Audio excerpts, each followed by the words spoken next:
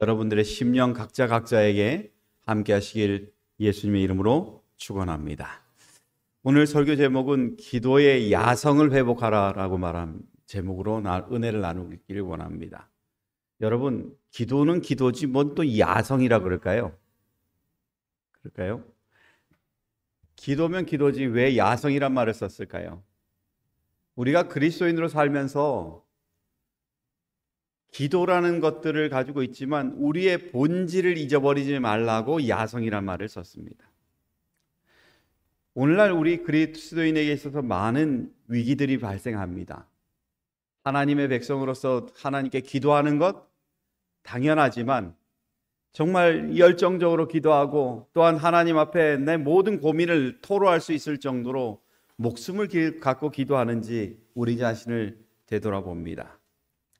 우리는 정말 영적으로 성장하고 주님 오실 날을 고대해야 되지만 때로는 그렇지 못한 때가 우리의 삶에 자꾸 늘어나는 모습을 보며 우리는 스스로 느끼기를 영적인 위기라고 이야기할 때가 있습니다. 근데 여러분, 위기가 좋은 걸까요? 나쁜 걸까요?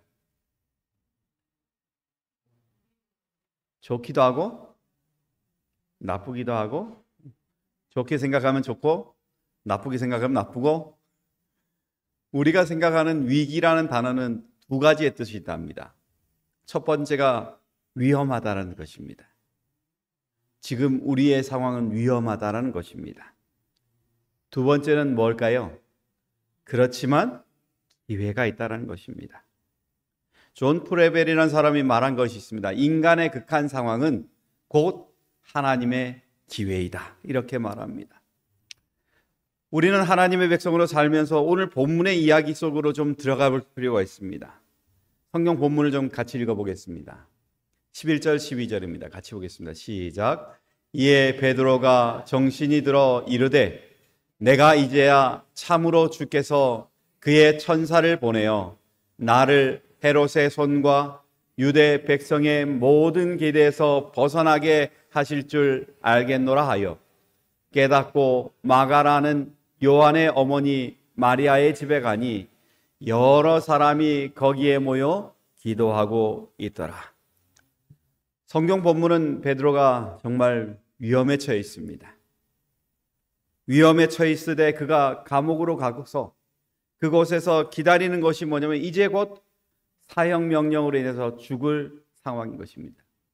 근데 여러분, 성경을 보면서 좀 이해가 안 되는 부분이 있습니다. 여러분의 사형 일자가 내일이고 모레면 여러분 잠 잘 주무시겠습니까? 예, 밤을 새는 사람도 있을 거고 정말 마음 편하게 못 자는 사람 많을 것입니다.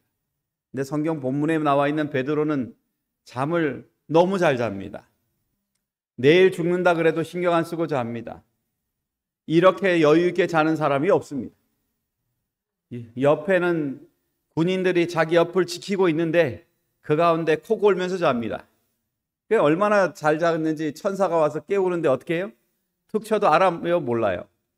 몰라요. 천사가 와서 일어나! 그러니까 그제서야 비몽사몽간에 일어났다고 얘기합니다. 그리고 비몽사몽간에 일어난 그에게 천사가 말합니다. 띠를 띠고 신을 들매라.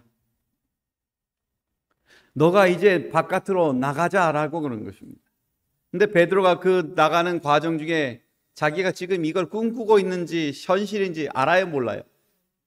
예, 꿈꾸고 있는 것처럼 생각했다고 말합니다. 꿈꾸고 있으면서 나가는 것처럼 생각했는데 결론은 막상 나가보니 이것이 현실이었다는 것입니다. 헤롯 왕의 꿈, 바로 그리스도인의 지도자인 베드로를 죽이는 것입니다. 유대인의 꿈은 또 뭘까요? 베드로를 죽이는 것입니다. 근데 그들의 꿈이 순식간에 다 망가졌습니다. 순식간에 없어졌을 뿐만 아니라 거기에 나와 있는 것들은 그가 이 원인이 무엇인가를 봤더니만 그 원인이 어디에 있다는 거예요? 바로 이곳에 있다는 것입니다. 여러 사람이 거기에 모여 기도하고 있었다는 것입니다. 오늘날 우리에게 가장 필요한 것은 위기가 있을 때 뭐 할 줄 아는 사람이 필요해요? 기도할 줄 아는 사람이 필요하다는 것입니다. 여러분, 이스라엘 백성들로 인해서, 유대인으로 인해서 기독교는 많은 위험에 봉착했습니다. 그래서 사도행전 12장 1절 2절에 이렇게 말합니다. 그때에 헤롯 왕이 손을 들어 교회 중에서 몇 사람을 해하려 하여 요한의 형제 야고보를 칼로 죽이니라고 말합니다. 공개적인 처형이었을까요? 사람을 보내서 죽였을까요? 공개적이지 않았습니다. 사람을 보내 죽였습니다. 예언의 신에 보면 그게 공개적으로 드러났으면 더 사람들이 두려워 떨었을 것이라고 얘기합니다. 여기서 나와 있는 헤롯 왕, 이 사람은 사람 중심의 사람입니다. 하나님의 백성을 두려워하고 그들에게 나아가는 것들을 염려하는 그리스도인의 삶이 아니라 유대인들에게 어떻게 하면 잘 보일까 생각하는 왕이었습니다. 돈을 흥청망청 쓰는 사람이고요. 정말 하나님의 백성들을 두려워하지 않다 보니 하나님 앞에 저주하는 것을 두려워하지 않는 사람입니다. 그가 지금 중요하게 생각하는 건 유대인들이 요원하고 있는 바로 야고보를 먼저 죽이는 것입니다. 여러분, 민족의 지도자가 죽는 것도 큰일인데 종교의 지도자가 죽는 것도 큰일인가요? 큰일입니다. 정말 이 교회를 지탱해주고 정말 이 교회에 가장 큰 역할을 해줘야 될 그 사람, 야고보가 정말 이 사람들을 아우를 수 있는 믿음 좋은 야고보가 죽는다는 건 슬픈 일인 것입니다. 그런데 거기에 야고보를 죽인 것으로 끝난 게 아니라 누구까지 죽인다고요? 이젠 베드로까지 죽인다는 것입니다. 예언의 신에는 그 부분에 대해서 이렇게 말합니다. 베드로의 처형일이 마침내 결정되었다. 그러나 신자들의 기도는 여전히 하늘로 올라가고 있었으며 그들이 온 힘과 동정심으로 뜨겁게 도우심을 호소하고 있는 동안 하나님의 천사들은 투옥된 사도를 지키고 있었다라고 말합니다. 여러분, 성경 본문에 보면, 예언의 신에 보면 이 그리스도인들이 베드로를 위해서 어떻게 기도했다고 말하고 있어요? 온 힘과 동정심으로 기도했다는 것입니다. 그들이 정말 지금 필요한 것은 자신의 모든 걸 집중해야 되는 것입니다. 위기에 있는 그 한 사람, 그 사람을 살려달라고 하나님께 기도하는데 자신의 모든 힘을 다 쏟아야 되는 것입니다. 그리고 또 이 베드로를 생각할 때마다 그들은 불쌍하게 여겨지는 것입니다. 어쩌면 우리가 하나님의 백성으로 살면서 기도할 때 잊고 사는 것들이 있습니다. 동정심이죠. 한 영혼 한 영혼을 불쌍히 여기는 마음으로 기도하는 것이 우리의 삶이라는 것입니다. 우리가 그럴 때에 우리의 기도는 하나님께 상달될 뿐만 아니라 천사가 그 사람을 지킬 수 있는 큰 원동력이 된다는 것을 이야기해 주는 것입니다. 저는 여기 계신 분들이 하나님께 기도하실 때 그냥 우리의 고민을 얘기하기보단 한 영혼 한 영혼을 사랑하는 마음으로 기도하는 주의 백성이 되시길 예수님의 이름으로 축원합니다. 그리고 또한 그것을 통해서 신앙이 자랄 뿐만 아니라 한 사람이 하나님 안에 그 어려운 상황을 극복할 수 있는 그 길에 내가 동참한다는 것으로 기뻐하는 하나님의 백성이 되시길 간절히 바랍니다. 이것은 유독 그리스도인에게 해당된 것만이 아닙니다. 바로 예수님에게도 관계되어 있는 것입니다. 예수님께서 정말 십자가에 돌아가시기 직전에 겟세마네에서 기도하실 때 예수님께서 하신 말씀이 있기 전에 이런 말씀이 있습니다. 같이 읽어볼까요? 시작. 예수께서 힘쓰고 애써 더욱 간절히 기도하시니 땀이 땅에 떨어지는 핏방울 같이 되더라. 이렇게 말합니다. 여러분, 예수님께서 십자가에 돌아가시기 전에 그냥 자신의 죽음만을 위해서 기도하시면 될 텐데 예수님은 그렇게 하지 않았어요. 예수님도 어쩌면 베드로처럼 편안하게 주무실 수도 있어요. 왜냐하면 예수님 자신만을 위해서라면 예수님은 그렇게 고민하지 않으셔도 되기 때문에 그렇습니다. 근데 예수님은 그것들을 가지고 얘기할 때 뭐냐면 힘을 썼고 애써서 더욱 간절히 기도했다는 것입니다. 자신의 모든 것들을 쥐어짰다는 얘기죠. 여기 간절히 기도했다는 말이 뭐냐면 에크테네스테론이라고 여기 딱 한 번 쓰입니다. 그런데 거기에 뭐라면 더욱 열심히 했다는 거예요. 더욱 강렬하게 기도했다는 것입니다. 이것만큼은 정말 중요하기 때문에 그래요. 뭐 때문일까? 예언의 신에 이렇게 말합니다. 그분은 죄로 말미암아 아버지에게서 분리되었다는 것을 느꼈다. 그 시면은 매우 넓고 매우 검고 매우 깊었으므로 그분의 심령은 그 앞에 떨고 있었다. 그 고민을 피하기 위하여 그분은 그의 신성의 능력을 행사하지 말아야 했다. 인간으로서 그분은 인간의 죄악의 결과를 감당해야만 하였다. 인간으로서 그분은 범죄에 대한 하나님의 진노를 견디어야만 하였다라고 말합니다. 우리의 죄가 얼마나 큰지 예수님은 그냥 대충 기도할 수가 없었던 거예요. 우리의 구원을 위해서 예수님은 그냥 편안하게 기도할 수가 없었어요.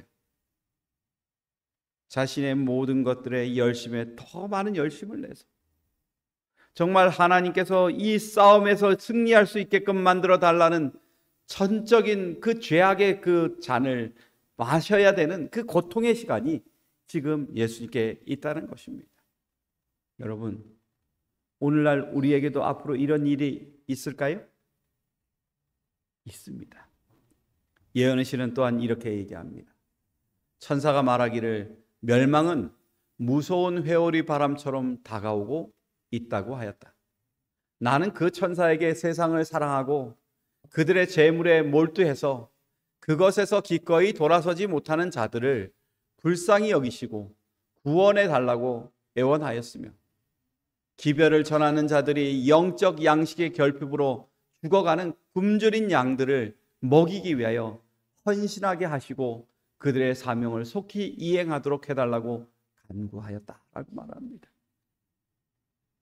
여러분, 앞으로 오는 시대도 지금 우리가 준비하고 기도하지 않으면 안 된다는 것입니다. 그러기에 우리도 또한 하나님 앞에 나아갈 때 그냥 하나님 앞으로 준비를 잘하게 해주세요 그러는 게 아니라 정말 우리의 모든 것들을 다 내놓고 그리고 애써서 기도하는 때가 지금이 우리의 삶이 돼야 된다는 것을 얘기하고 있는 것입니다. 그러기에 여러분, 마지막 때를 두려워하지 마시고 마지막 때가 오기 전, 위기의 순간이 오기 전에 기도하는 하나님의 백성이 되시길 간절히 바랍니다.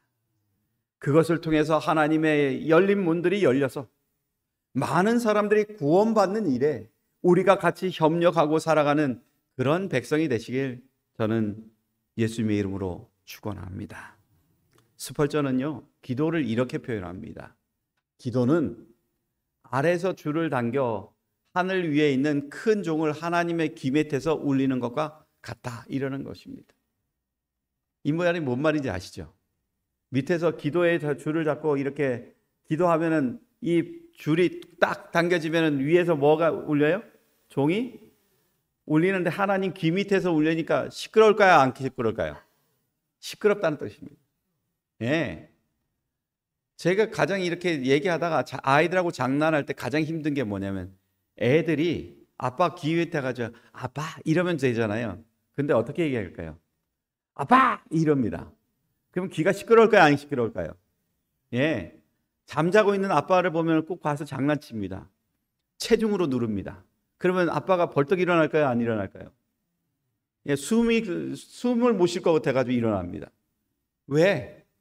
바로 뒷전에서 그렇게 하는 것처럼 내가 나에게 가장 가까이 오는 것이기 때문에 그렇습니다.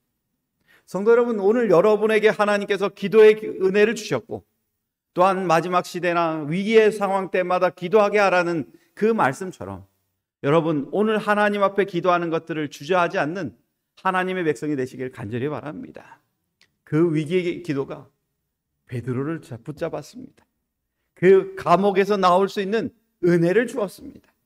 그러기에 오늘 우리는 한 영혼을 살리기 위해서 자신의 모든 것들을 걸고 기도했던 초대 그리스도인들처럼 이제 다가오는 미래를 향해서 혼신을 다해서 기도하고 영혼들이 살 수 있게 해달라고 기도하는 그런 은혜를 누리는 하나님의 백성이 저와 여러분 되시길 간절히 바랍니다. 두 번째, 우리가 좀 봐야 될 것들은 이 기도라는 것입니다. 여기 보니까 자세히 보면 이런 말이 있어요. 뭐냐면 깨닫고 마가라는 요한의 어머니 마리아의 집에 가니 여러 사람이 거기 모여 기도하고 있더라 라고 말합니다. 한 사람이 하는 거예요? 여러 사람이 하는 거예요? 여러 사람이 하고 있다는 겁니다. 어떤 혹자들은 이때 바울도 참석했을 것이다, 뭐 이런 얘기를 하는 사람들이 많습니다.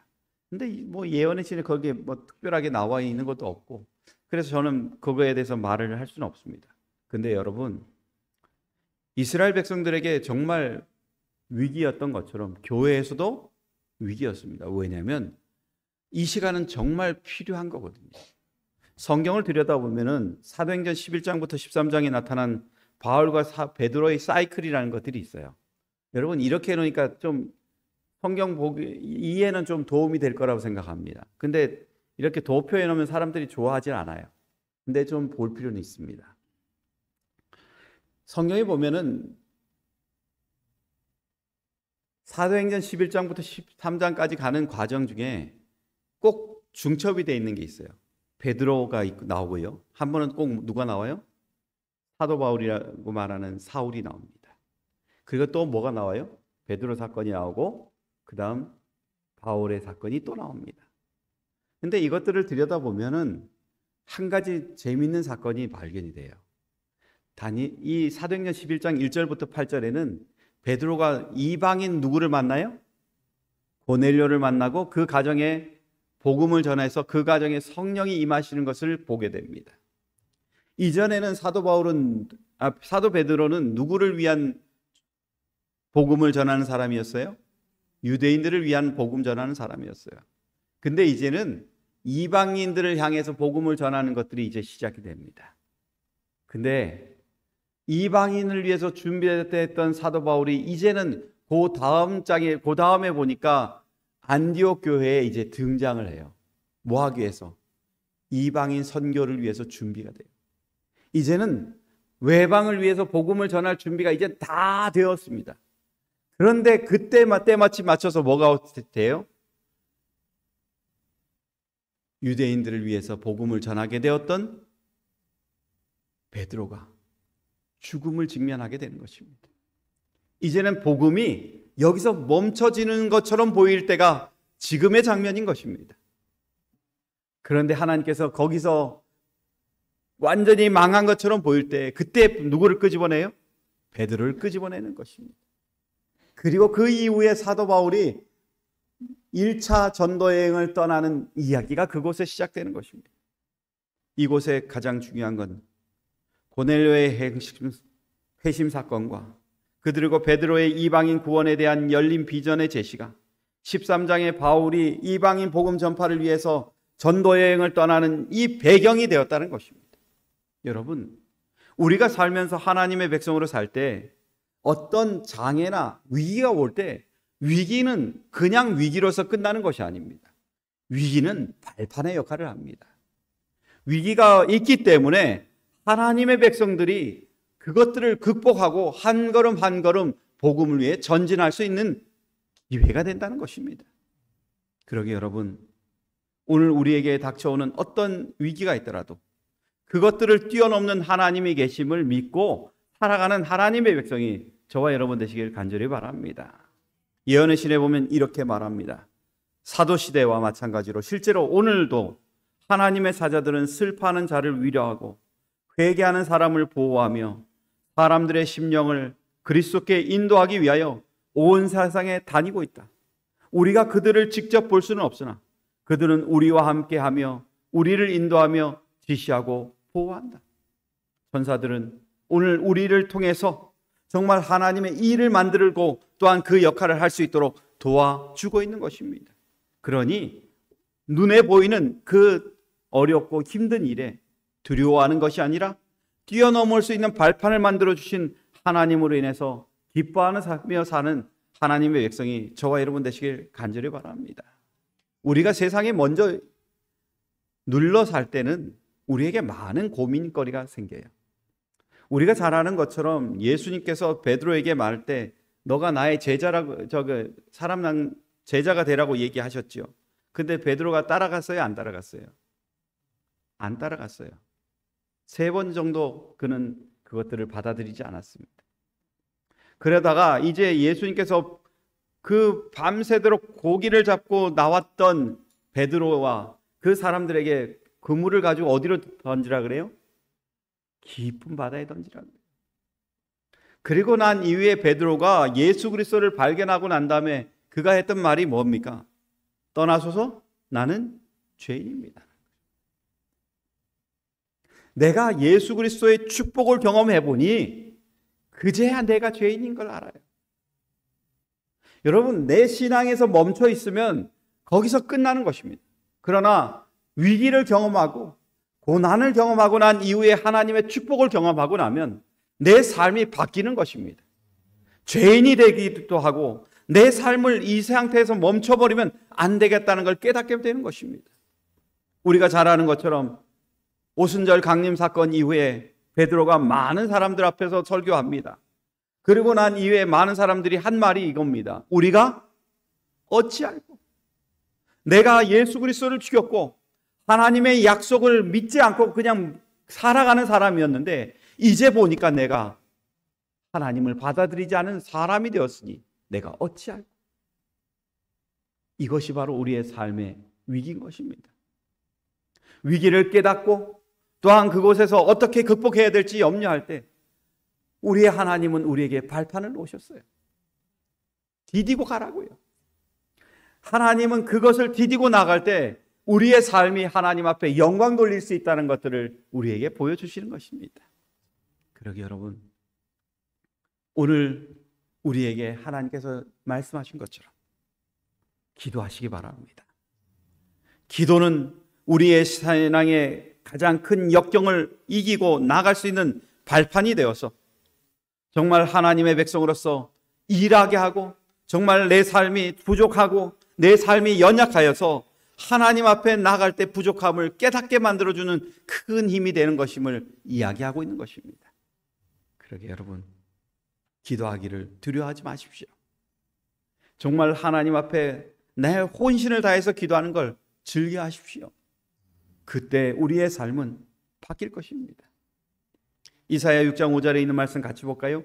시작. 그때 내가 말하되 화로다 나여 망하게 되었도다. 나는 입술이 부정한 사람이요 나는 입술이 부정한 백성 중에 거주하면서 만군의 여호와이신 왕을 배웠습니다. 여러분, 우리가 부정하게 된 것, 부정한 것, 백성 속에 살 때 그것들은 잘 몰라요. 그러나 하나님을 알 때는 내가 부정한 것을 깨닫게 되는 것입니다. 그래서 우리는 하나님의 백성으로 사는 것이 얼마나 고귀한지를 알면 그것이 박해라는 것으로 돌아올 때 더 큰 의미를 깨닫게 되는 것입니다.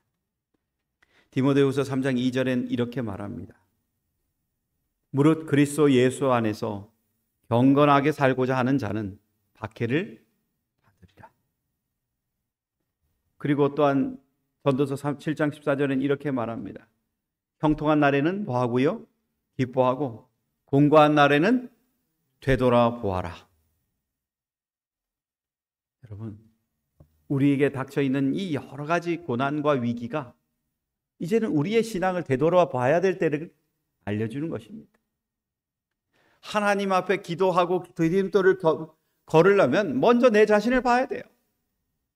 내 자신이 정말 하나님과 깊은 교제로 가고 있는지, 아니면 현실에 안주하면서 하나님과 별개의 삶을 살고 있는지 그것들을 확인하는 것입니다. 저는 여기 계신 분들이 이제는 나의 뒤를 되돌아봐서 하나님과의 관계가 잘못되었다면 디딤돌로 하나님 앞에 가까이 가는 백성이 되시길 간절히 바랍니다. 그래서 성경에는 이렇게 말합니다. 우리 같이 읽어볼까요? 시작.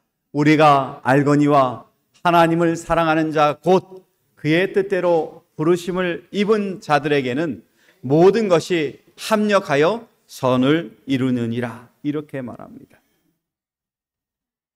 여러분, 합력하여 선을 이룬다는 말이 뭘까요? 연합하는 것. 여기에 원 목적은 하나님이란 말은 쓰지 않았습니다. 원래는. 근데 합력하여 선을 이룬다는 말은 선을 위해서 모든 것이 합력한다, 이런 뜻입니다. 하나님이 뭐예요? 선하시죠. 그 선한 것들을 위해서 나도 뭐 하는 거예요? 하나님과 같이 힘을 합쳐서 그 길을 가는 것입니다. 그게 뭘 통해서 가는 거예요? 기도인 것입니다. 그래서 우리는 이 기도라는 것들을 참 많이 생각해야 됩니다. 많은 사람들은요, 위기가 닥쳤을 때 뭘 먼저 해야 되느냐를 고민합니다. 여러분은 위기가 닥칠 때 기도를 먼저 하십니까? 아니면 해결 방법을 찾습니까? 다 다르지요. 그죠? 문제가 생기면 다 해결 방법을 찾습니다. 대부분. 또 어떻게 하면 돈을 꾸지? 어떻게 하면 이거 해결하지? 어떻게 하면 이 문제를 해결할 수 있을까? 오늘 아침에도 제한 사람이 막 오더니만 여보, 오늘 내 고민이 있는데 이거 좀 들어줘, 이러는 거예요. 그러다 보면 막 얘기를 하는데 뭐 때문에 그러냐면 매듭법 때문에 그렇습니다. 패스파인더 그 하는 행사를 하는데 매듭법을 한 줄로 매느냐 두 줄로 매느냐 그거 가지고 지금 고민을 하는데, 이 책에 써야 있기는 두 줄로 써야 되는데 한 줄을 가지고 어떤 분이 하라고 얘기하니까 고민이 되는 거예요. 그래가지고 한참 고민하더니만 안 되겠다 싶으니까 그것을 얘기한 분에게 전화를 하더라고요. 짧게 해결되더라고요. 길게 시간 걸리지도 않고 짧게 해결되더라고요. 문제의 원인은 거기서 찾아야 됩니다. 여러분, 우리가 하나님의 백성으로 살면서 그냥 거기에 있는 문제들만 보느라고 우리에게 지금 놓여 있는 진짜 해결책을 놓치고 살아가고 있다는 것입니다. 성경은 얘기합니다. 예언의 시는 얘기합니다. 옥문들은 든든히 잠겼으며 강문에는 강한 파수병이 배치되어 있으므로 인간의 방법을 통한 구출이나 탈출의 기회는 모두 단절되었다. 그러나 인간의 궁지는 하나님께서 일하시는 뭐이다? 기회이다. 여러분, 궁지에 몰렸을 때 하나님의 기회를 만나기 위해 하나님께 기도하시는 주의 백성 되시길 간절히 바랍니다. 여러분, 파레토의 법칙이라고 혹시 들어보셨나요? 저희 책을 보면 참 많은 것들이 있어요. 파레토의 법칙이 뭐냐면 80대 20의 법칙이에요. 80대 20의 법칙. 한번 읽어볼게요. 20%의 세일즈맨들이 80%의 보험을 판대요. 그러니까 만약에 100명 있으면 한 20%의 사람들이 뭐 하는 거예요? 큰 것들을 해결을 한다는 것입니다. 20%의 책 분량이 80%의 내용을 전달한다. 맞아요? 책을 읽다 보면 20%의 내용은, 핵심은 20%에 있어요. 나머지 80%는 뭐예요? 거기에 대해서 풀어주는 것에 관계되어 있는 것입니다. 20%의 어부들이 80%의 뭐를 잡아요? 고기를 잡는데요. 교회는 어떨까요? 20%의 성도들이 80%의 헌금을 낸대요. 맞는 것 같아요. 어떤 분들이 보면은 그런 것들을 하는 것들을 많이 봅니다. 20%의 정치가들이 80%의 지지 투표를 받는데요. 그래서 20%는 그렇게 많지 않지만 많은 사람들에게 혜택을 준다는 것입니다. 여러분, 혹시 이 교회는 몇 퍼센트의 사람이 기도할까요? 오늘 우리의 많은 사람들 중에 20%, 어떤 경우는 5% 그렇게 되는 사람들이 이 교회를 위해서 기도한답니다. 그리고 그것을 통해서 이 교회가 하나님의 나라를 드러내는 일에 최선을 다하고 있다고 말합니다. 저는 여기 계신 분들이 그 20%의 사람이 되시길 간절히 바랍니다. 그래서 20%를 통해서 지금 다가오는 이 위험한 시기에 믿음으로써 그것들을 극복할 수 있는 지혜로운 사람이 저와 여러분이 되기를 간절히 바랍니다. 여기에 보면 그 사람들 20%의 사람이 한 것이 이것이라고 예언하시는 말합니다. 여러 가지 사정으로 베드로의 처형이 6월절 이후로 연기되는 동안 교인들은 마음을 깊이 살피고 열렬히 기도할 시간을 얻었다. 그들은 베드로가 그 사업에 없어서는 안 된다고 느꼈기 때문에 그를 위해 끊임없이 기도하였다. 그들은 하나님의 특별한 도움 없이는 그리스도의 교회는 망할지도 모를 지점에 이르렀다고 느꼈다. 하나님이 세웠으니 누가 책임져 주셔야 돼요? 하나님께서 책임져 주셔야 되는 것입니다. 하나님께서는 우리에게 지금 이 위기의 시간에 기도할 기회를 줘서 정말 하나님을 붙들고 그 싸움을 이기게 하기 위해서 지금 우리에게 호소하고 계시는 것입니다.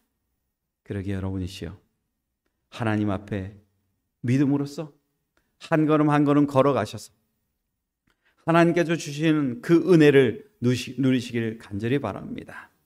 사도행전 153페이지는 그 기도에 대해서 또한 이렇게 얘기합니다. 하늘은 그 기초가 땅에 확고히 박히고 그 꼭대기는 무한하신 분의 보좌에 연결된 신비스러운 사다리로 인해 땅과 가까워져 있다.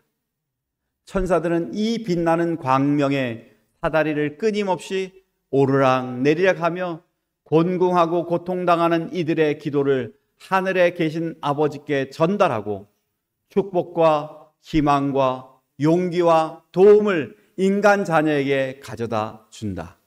이러한 같이 읽겠습니다. 시작. 이러한 빛의 천사들은 영혼의 주위에 하늘의 분위기를 조성하고 우리를 보이지 않는 영적 세계와 영원한 하나님께로 이끌어 올린다. 여러분은 외롭지 않습니다. 하나님께서 여러분 옆에 천사를 두셔서 정말 여러분이 하나님 앞에 나아가서 여러분 앞에 놓여져 있는 문제로 하나님께 기도할 때 그 천사가 그 기도의 보고를 하늘로 가져갈 수 있도록 저와 여러분 속에 함께 한다고 이야기하고 있습니다. 저는 이 축복의 은혜의 기도의 시간에 저와 여러분이 함께 협력하셔서 하나님과의 아름다운 교제를 하시는 주의 백성 되시길 예수님의 이름으로 축원합니다. 시편 34편 7편 같이 볼까요? 시작. 여호와의 천사가 주를 경외하는 자를 둘러 진치고 그들을 건지시는 도다.